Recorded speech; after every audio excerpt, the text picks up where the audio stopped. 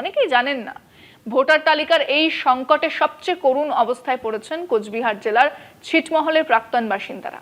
2015 সালের স্থল সীমান্ত চুক্তির পর ভারতের মূল ভূখণ্ডের অংশ হওয়া এই মানুষগুলোকে তখন ভারতের নতুন নাগরিক বলা হয়েছিল।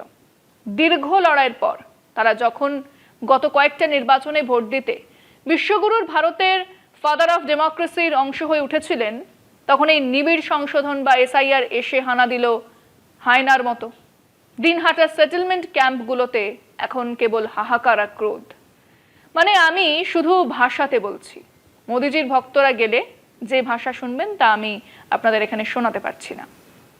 যেখানকার বাসিন্দারা মনমোহন বর্মন এবং মোহাম্মদ মোজাম্মেল খন্দকারের মতো মানুষগুলো এখন নিজেদের দেশে পরবাসী হয়ে ওঠার ভয় কাঁপছেন। তারা দুজনেই 2015 সালে বাংলাদেশের ভেতরে থাকা দাসিয়ার ছাড়া ছিটমহল থেকে ভারতে আসার সিদ্ধান্ত নিয়েছিলেন। গত কয়েকটা নির্বাচনে তারা ভোট দিয়েছেন, কিন্তু এবারের তালিকায় তাদের নাম আন্ডার অ্যাডজুডিকেশন হিসেবে রাখা হয়েছে।